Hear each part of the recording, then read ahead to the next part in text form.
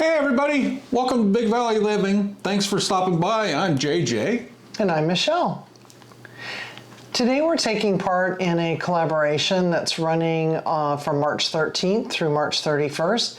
And we want to thank Diane the Canning Nana for inviting us to take part in this. Yeah, so this is what I love canning and a few things I won't again. I think that's kind of the gist of it. What I love canning and what I won't. Some channels are going to be doing canning like us. Some will be sharing their dehydrating successes and things they probably just wouldn't do again. And some channels are going to do both. We'll put the list of channels, the dates that they'll be running in our description. Absolutely. So I guess we can get started, and I'd like to start with what we would definitely can again. Well, we always want to start with a positive. Absolutely. So, yeah. So can I do the first one? You get to do the first one for sure. So JJ grew up in a family and a household that actually did a lot of canning, but I did not. And in fact, I don't even know if I know of anybody that did can. Many moons ago, the first thing I ever canned was pomegranate jelly, and I canned it with JJ. And we got this recipe from a neighbor who eventually gave us the start to the pomegranate tree that we have today. So that's right. That pomegranate's right around 20 years old. And it's from like this big. And it's from like 8 generations. Yeah. But that's actually that is our most popular video too, is taking it from the pomegranate to the juice to get a really good product to the jelly. So always we'll do this. Plus this is a huge Christmas gift. Definitely pomegranate jelly. It's so nummy. If you haven't canned it, there are ways to can it if you do not have a pomegranate, bush in your backyard like we do. But there are ways to do that.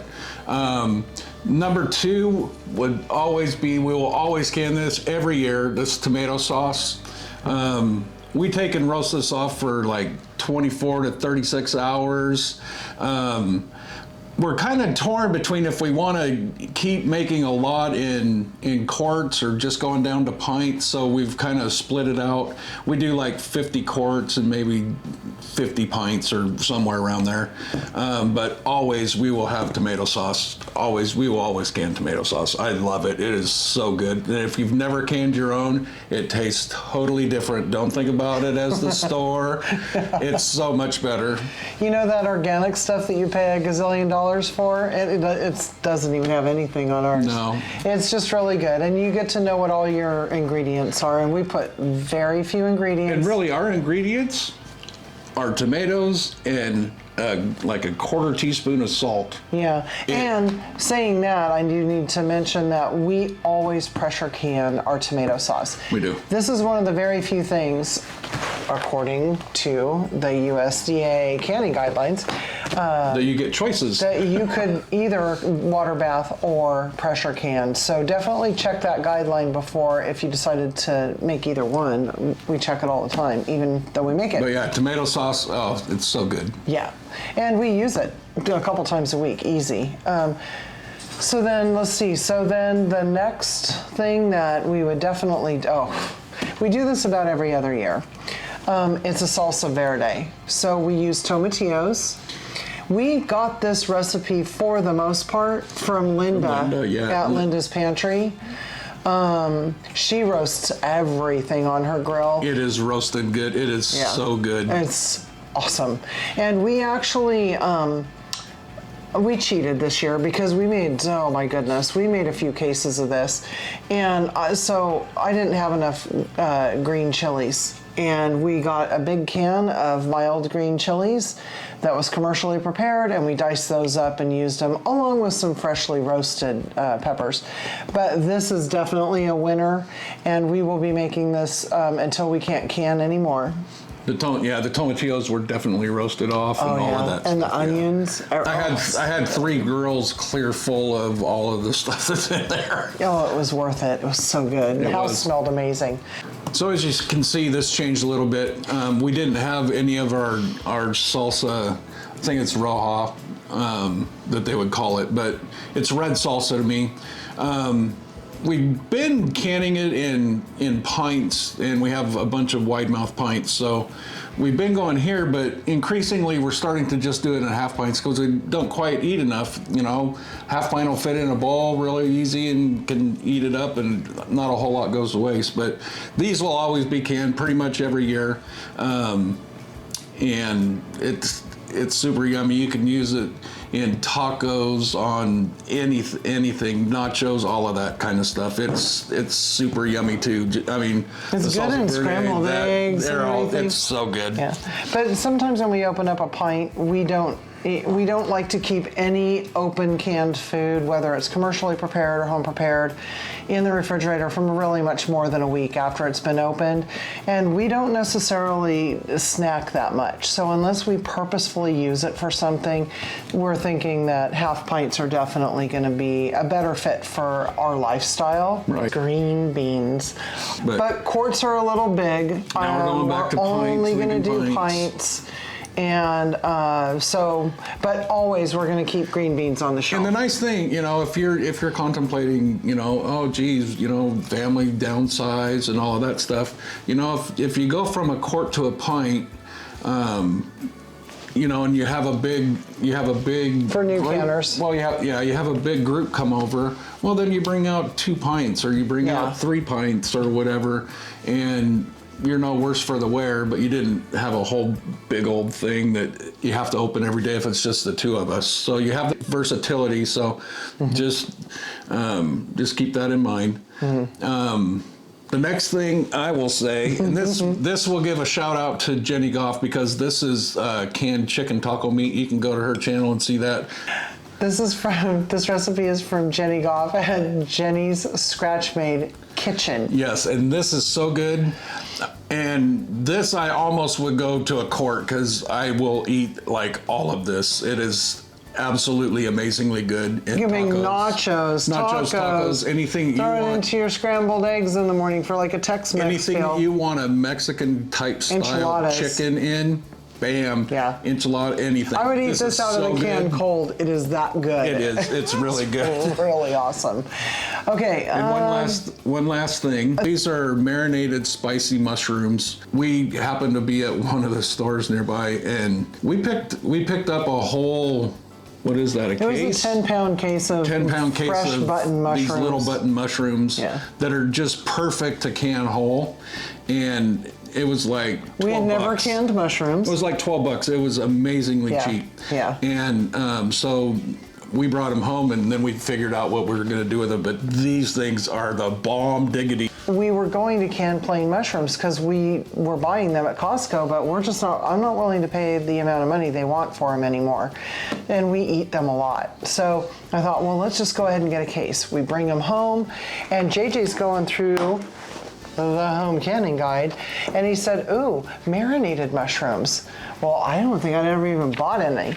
So we did it, and we had one ingredient that wasn't, I couldn't find pimentos at the grocery store for whatever reason. So I got a roasted pimento, and it's kind of spicy. These are the best mushrooms I think I have ever eaten. So good. And we can just pull them out, we'll throw them on a salad, eat them as a snack, eat them as a quick lunch. They are so good.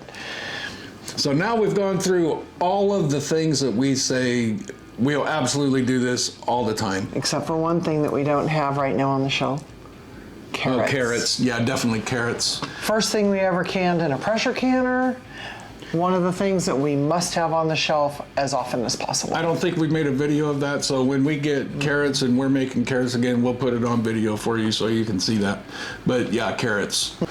So now we've gone through all of the things that we'll absolutely do again and again and again.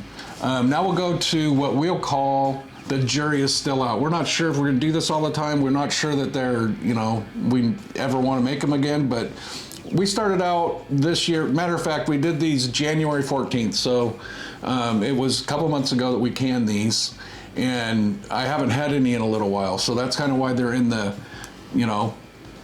jury's still out, because we were trying to recreate these beans in this jar. These are so good. The taste isn't quite there yet, but I don't know if it's because You know, we had them right after we canned them. Hadn't had time to sit in there and, you know, marry kind of like a lot of stuff that you can.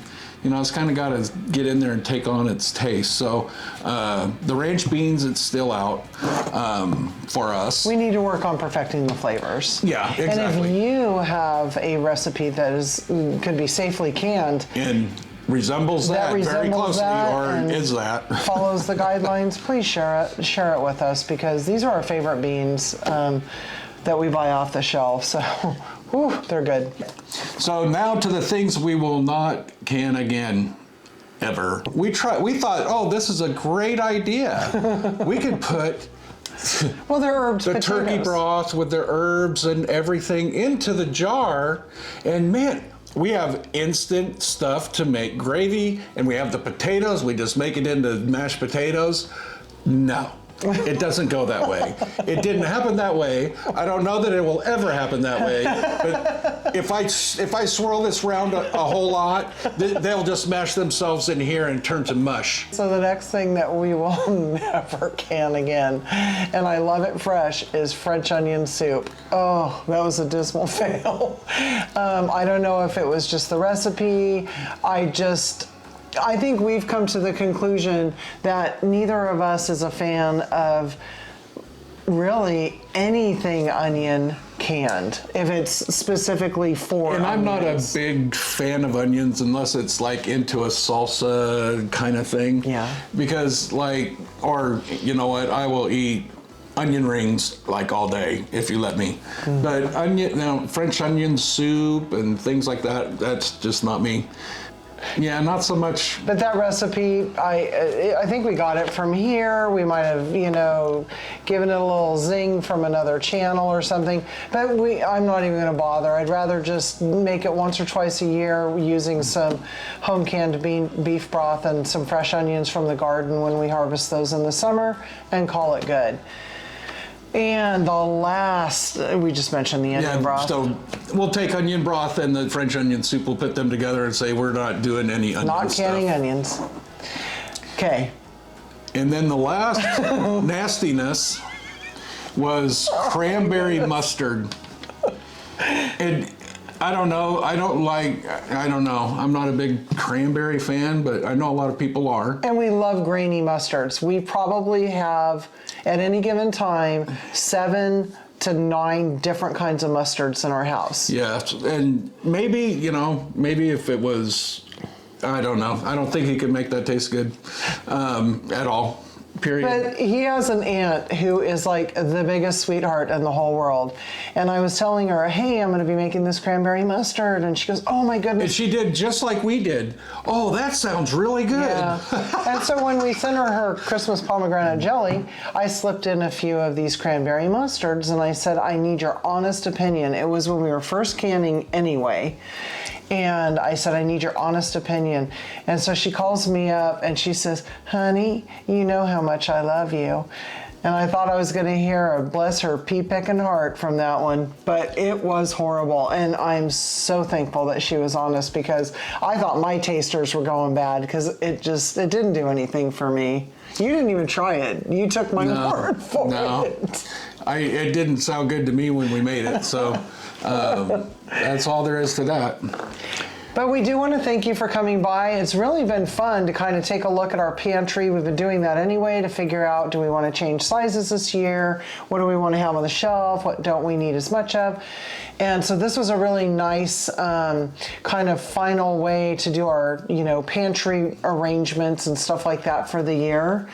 Thank you, Diane, again, for inviting us.